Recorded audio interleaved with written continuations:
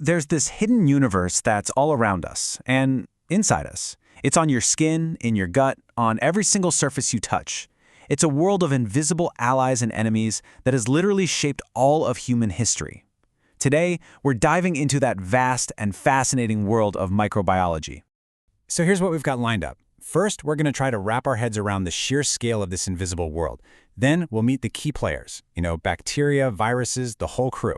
We'll look at their roles as friends, foes, and even cellular hijackers. After that, we'll explore our body's amazing defense system, and finally, the clever ways we've learned to fight back. All right, let's kick things off with Section 1. And the idea here is simple, but it's pretty profound. You are never, ever truly alone, not by a long shot. To really get this, prepare for a number that might just blow your mind. 10 times. For every one of your own human cells, there are roughly 10 microbial cells living in and on your body. Think about that for a second. We are all, quite literally, walking, talking ecosystems.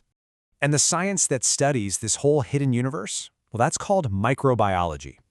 At its heart, it's just the study of life forms that are so small, they're completely invisible to us without a microscope.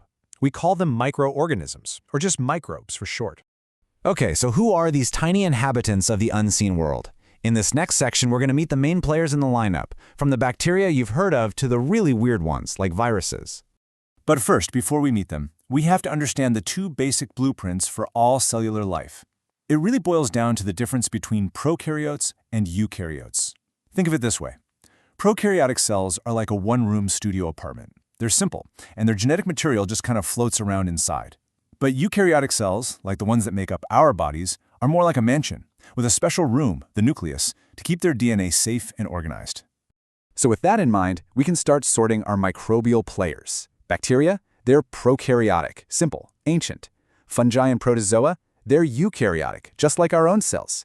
But then you get the viruses. Man, these guys just break all the rules. They're acellular, which means they're not even made of cells. They're so strange that scientists still argue about whether we should even consider them to be alive. Figuring all this out wasn't easy. Our understanding of this world just exploded during what we call the golden age of microbiology. It all started back in the 1670s when a guy named Leeuwenhoek first looked through his homemade microscope and saw what he called animalcules. Fast forward to the 1860s, and Louis Pasteur comes along and finally disproves the idea of spontaneous generation. Then Koch gives us the tools to link specific germs to specific diseases. And of course, in 1928, Alexander Fleming's happy accident with some moldy bread gave us penicillin and the entire age of antibiotics. Just an absolutely revolutionary time for science. So we've met the players, we've seen how we discovered them. Now let's get into their really complex relationship with us. Are they good guys, bad guys, or something else entirely? Now this slide right here, this one is a big one, because it absolutely shatters a common myth. We're all kind of taught to be afraid of bacteria, right? But just look at this breakdown. A staggering 95% of all known bacteria are non-pathogens. That means they're either harmless or even actively helpful to us. Only a teeny tiny 1% are true pathogens that actually cause disease in healthy people. That other 4%, they're opportunistic, meaning they only cause trouble when our defenses are already down. So the big takeaway here is that most bacteria are not our enemies at all. But when we do need to identify a potential baddie, one of the classic first tests is the Gram stain. It's basically a 4-step dyeing process. The really key part is step 3, the alcohol wash. You see, depending on what kind of cell wall they have, some bacteria hold on tight to that first purple dye. We call them gram-positive. But others can't, so the alcohol washes the purple right out. Then they get stained by the final pink dye, and we call them gram-negative. That simple difference, purple or pink, is a huge first step in figuring out what we're dealing with. Okay, now let's talk about those hijackers, viruses. The fancy scientific term for them is obligate intracellular parasites. It sounds complicated, but it boils down to one simple, kind of terrifying fact. On their own, they are completely helpless. To do anything, to make copies of themselves at all, they have to get inside a living host cell and take over its machinery. And here's exactly how they pull off that heist. First up is adsorption. The virus latches onto the outside of a host cell. Then penetration. It gets inside. Next, uncoating. It releases its genetic instructions, its blueprint. Then the real takeover begins with biosynthesis, where the virus forces the cell to stop its normal job and start making viral parts instead. Finally, you get assembly and release. New viruses are put together and then burst out, usually destroying the host cell on their way out.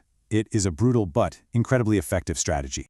So, with all these potential invaders out there, how do our bodies even stand a chance? Well, that brings us to our amazing defense system. And you should really think of it like a multi-layered fortress, built specifically to fight off these microscopic armies. This fortress has three main lines of defense. The first line is like the outer walls and the moat. Our skin, our mucous membranes, even our stomach acid. They're all there just to keep invaders out in the first place. But if something gets past those walls, the second line kicks in, our innate immunity. This is our rapid response team. It's a general, non-specific attack that causes things like inflammation and fever.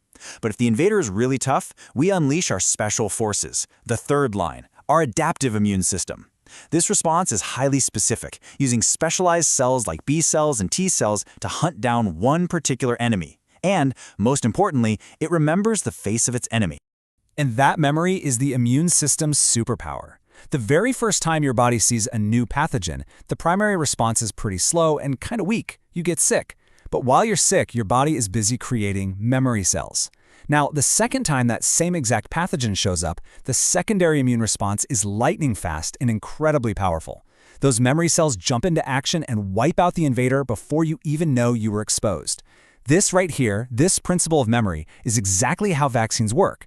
But you know, our amazing immune system isn't our only weapon. In this final section, we're going to look at how science has given us the power to control the microbial world all around us. We have a whole chemical arsenal we can use.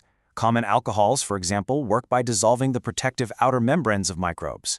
Halogens, like the chlorine in bleach, work by denaturing proteins, which basically means they just scramble their essential structure so they can't function.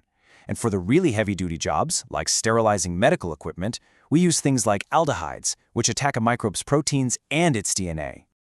Okay, here's a great question for you, and it's something that might seem a little backwards at first. Why is 70% alcohol actually a better disinfectant than 100% pure alcohol? I mean, shouldn't stronger be better? Well, the answer is pretty fascinating. Turns out, the most crucial ingredient in 70% alcohol is the water. You see, pure 100% alcohol makes the proteins on the outside of a bacterium instantly clump up and solidify. This actually creates a protective wall, which stops the alcohol from getting inside to do the real damage. But the water in 70% alcohol slows that process down just enough to let the alcohol seep through the cell wall and destroy the microbe from the inside out. Pretty clever, huh? It's also really important to remember that not all microbes are created equal when it comes to disinfection. There's a definite hierarchy of toughness. The easiest to kill are things like enveloped viruses, but as you go up the list, they get way, way tougher. The absolute hardest targets to deal with on planet Earth are things like bacterial endospores, which are like these little survival pods that some bacteria can form, and prions, which are just misfolded infectious proteins. So all of this brings us to a final, much bigger question. Microbes have been on this planet for billions of years. They were adapting and evolving long before humans ever showed up.